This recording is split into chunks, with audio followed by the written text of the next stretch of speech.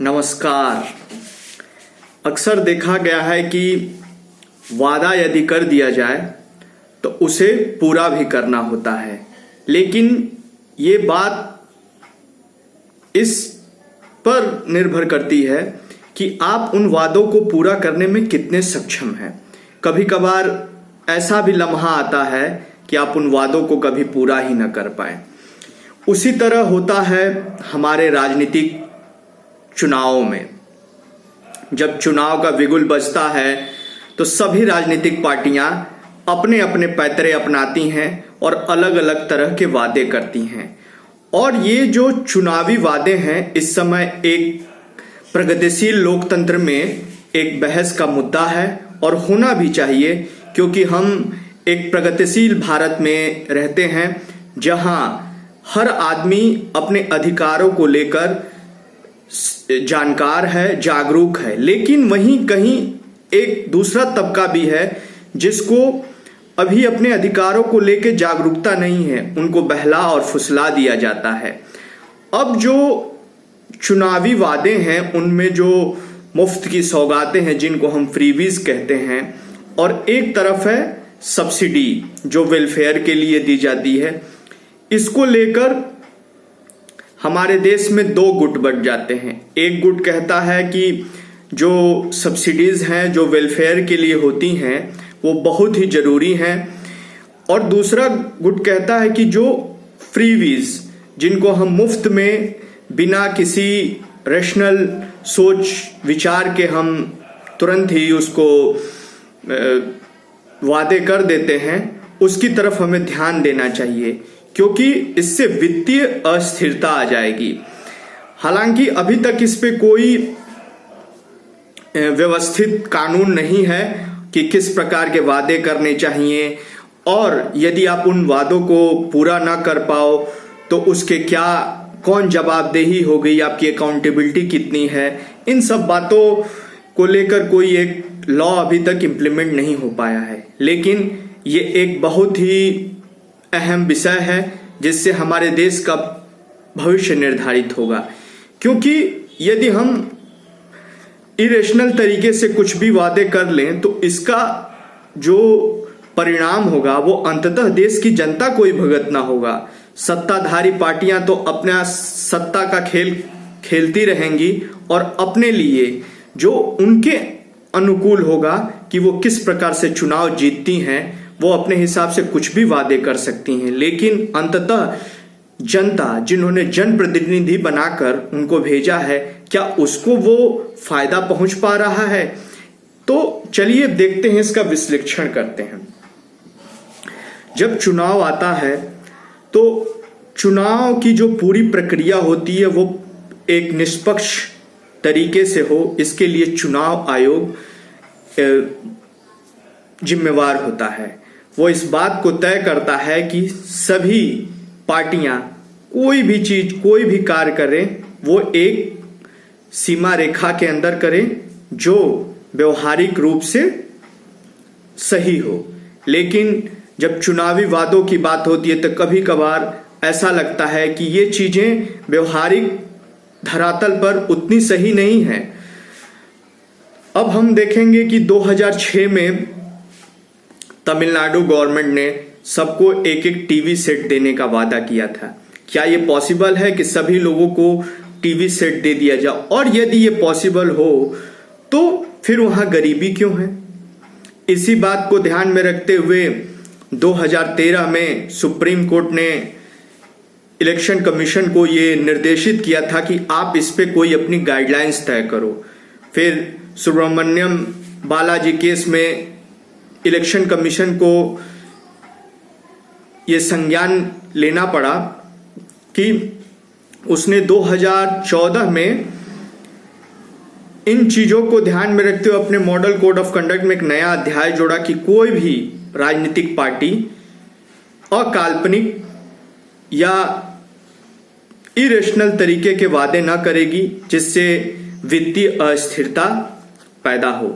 हाल में ही ये मुद्दा बहुत ही गंभीर होता जा रहा है कि प्रधानमंत्री नरेंद्र मोदी ने इसे रेवड़ी कल्चर का नाम दिया है, तो दूसरी पार्टियां कह रही हैं कि नहीं, ये एक कॉम्पिटिटिव फेडरलिज्म का हिस्सा है जिसमें हम एक कॉम्पिटिटिव पॉलिटिक्स कर रहे हैं। लेकिन आप उन चीजों को नजरअंदाज नहीं कर सकते जिससे हम जनता को सक्षम नहीं बना पा रहे हैं।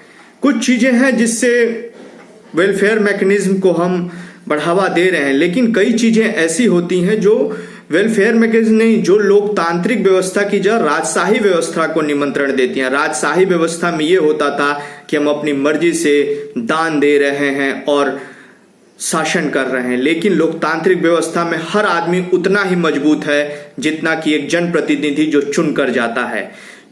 आदमी का वोट, एक वोट किसी भी जनप्रतिनिधि के लिए बहुत ही महत्वपूर्ण है, इसलिए वो जनप्रतिनिधि उस आदमी के लिए जवाबदेह है।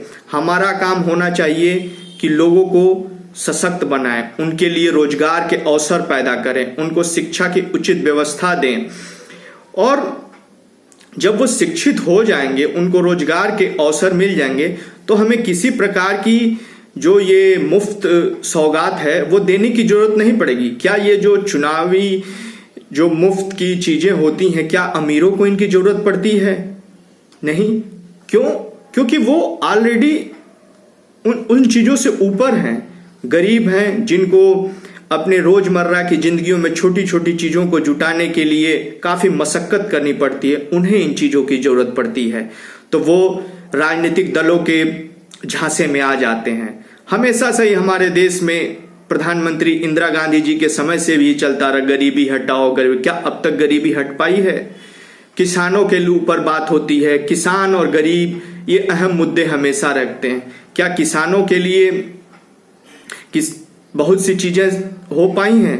नहीं। इसको हमें व्यवहारिक दृष्टिकोण से देखना पड़ेगा कि किस प्रकार हम कृषि को भी मजबूत बनाएं, रोजगार के भी अवसर प्रदान, और बात केवल विकास के मुद्दों पर हो कि हमने कितना विकास किया। हर चुनाव आते ही राजनीतिक पार्टियों में होड़ लग जाती है कि हम ये वादा पूरा करेंगे, हम वो वादा करेंगे। वादे व्यवहारिक होनी चाहिए, जो राष्ट्र हित में होना चाहिए कि राष्ट्र की जनता की मांग क्या है, हमारी जो युवा पीढ़ी है उनकी आवश्यकता क्या है। युवाओं के लिए रोजगार है, तो वहीं जो औरतें, उनको रोजगार के साथ साथ समाज में एक समान स्तर जीने का एक सुचारू व्यवस्था की जरूरत है, जिससे उनकी सुरक्षा रहे, और तमाम तरह की चीजें हैं। और बुजुर्गों को भी उनको प्रॉपर एक सोशल सिक्योरिटी मिले।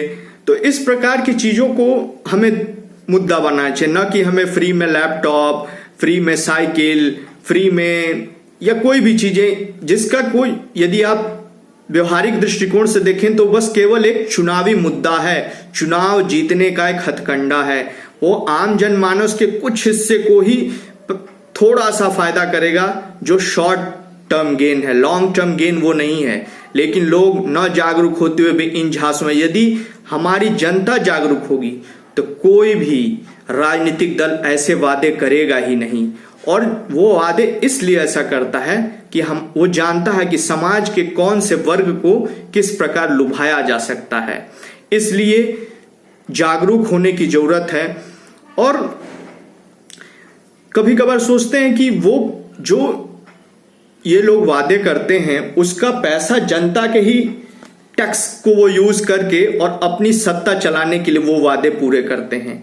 बाकी कुछ चीजें हुई हैं जिनका फायदा भी हुआ है, जैसे 1956 में के कामराज ने तमिलनाडु में मिड डे मील स्कीम का वो प्रचार प्रसार किया था।